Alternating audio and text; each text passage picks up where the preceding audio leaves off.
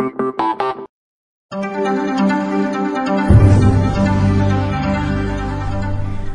to ForexTV.com. Today is Tuesday, December 30th. I'm Kathleen Reddington with your New York Forex Market Buzz. The euro gains on the pound and the dollar. And now for a look at the latest headlines from the CEP News Desk. Consumer confidence fell unexpectedly in December. The Conference Board's U.S. Consumer Confidence Index fell to a reading of 38 in December, following November's downwardly revised 44.7 level. It surpassed the all-time low of 38.8, which it was reached in October. Economists had expected the survey to rise to 45.5 for this month. The ICSC Goldman Sachs survey reported that sales were down 1.8% compared to last year. Meanwhile, the Johnson Redbook retail survey recorded a 0.4% decline in the week compared to the same period last year. In addition, sales to date in December fell back 0.5% compared to November. The two reports confirm expectations that the fourth quarter will show yet another broad contraction in U.S. consumption, which accounts for more than 2/3 of GDP. The ISM Chicago index rose moderately to 34.1 from November's reading of 33.8, just ahead of consensus expectations of a 33 reading. A reading below 50 indicates overall contraction in the region, and the survey has now reported sub-40 levels for 3 straight months. Today we are joined by Greg Michalowski of FXDD. Hi Greg, how are you doing today? I'm doing well, Kathleen. Thanks for having me.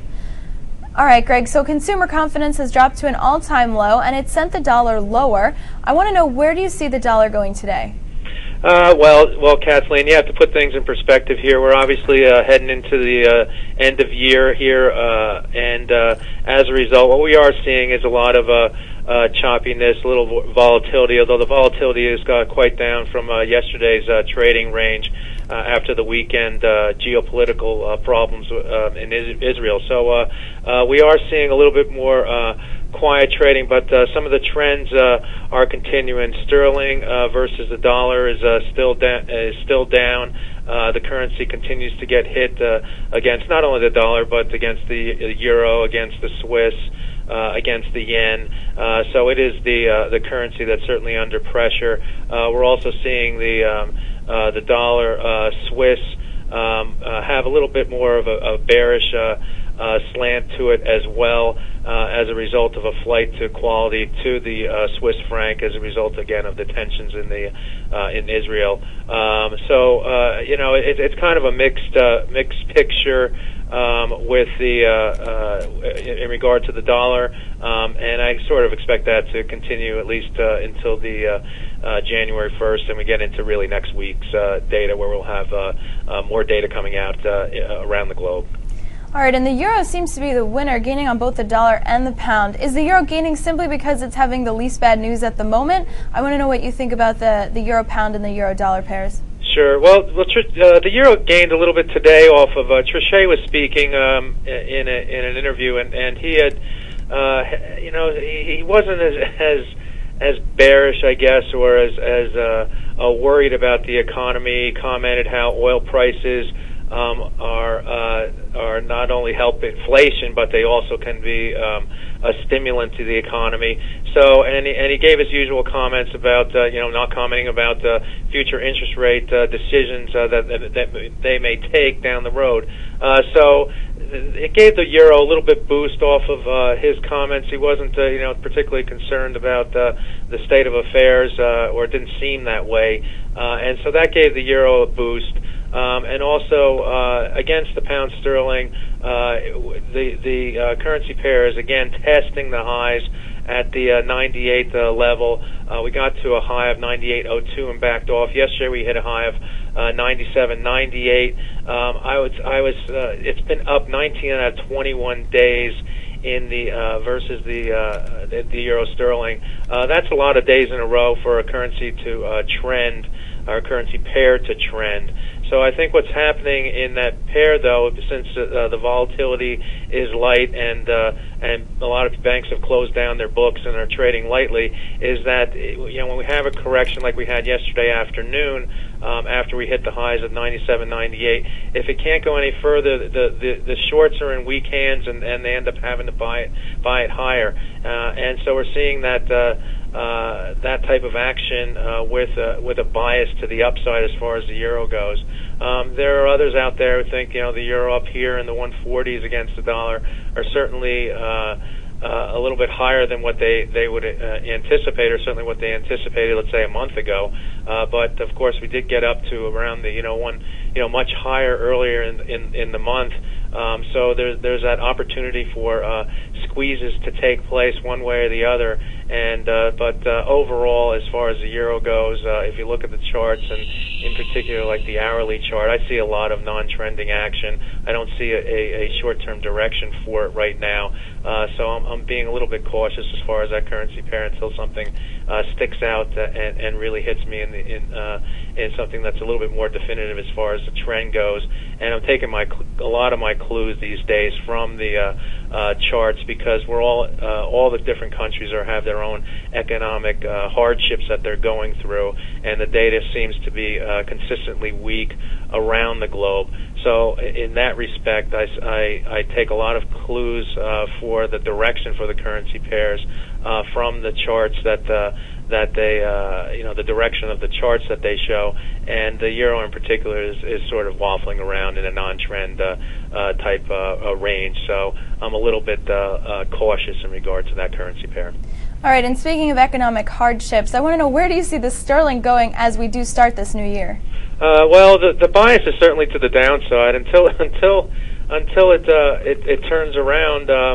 I can't sit there and try to pick a bottom. If you look at the monthly chart, put things in perspective, as you see over the last 4 or 5 months, the sterling has had quite a move to the downside.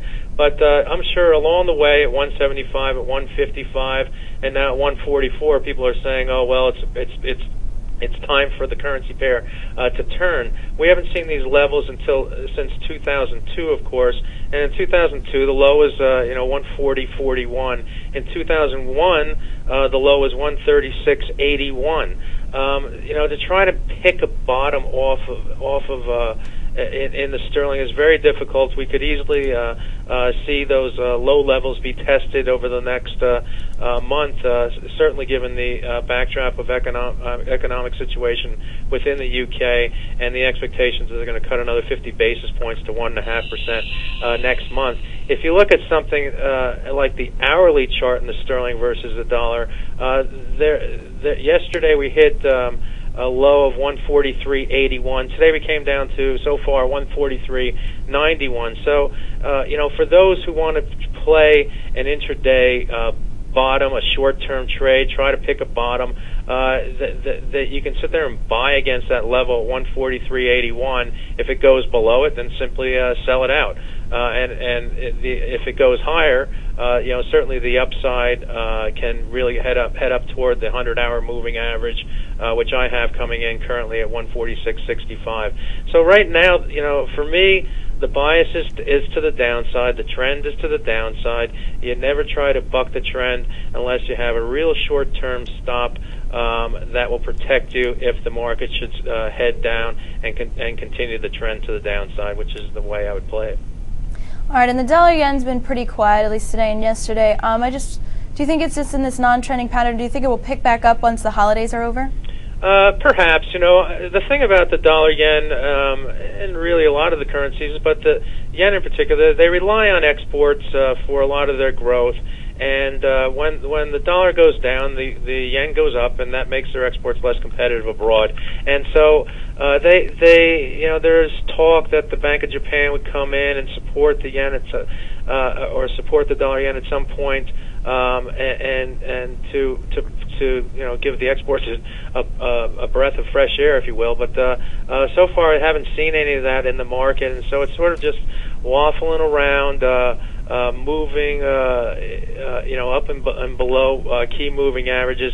I like to look at on a shorter-term chart, on an hourly chart, a 100-bar moving average, and we're below the 100-bar moving average right now, but we are above another key moving average. I look at it as simply the 200-hour moving average, and we have gone and tested the 200-hour moving average over the last few days and bounced off it quite convincingly, but we can't get above the 100-hour moving average, which currently comes in around the 90.42 level.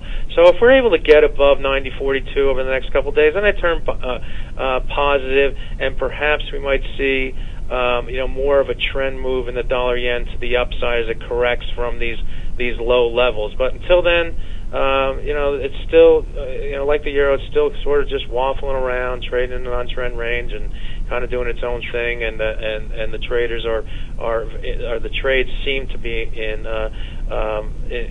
hands that aren't necessarily excited about being long or short for a long period of time. So in that case, we have non-trending markets and sort of consolidated markets. All right, Greg, thanks for being on the show today. Thank you, Kathleen. This has been your New York Forex Market Buzz with Greg Michalowski of FXDD. I'm Kathleen Reddington. Join us later this afternoon, 4 p.m. exchange, right here on ForexTV.com.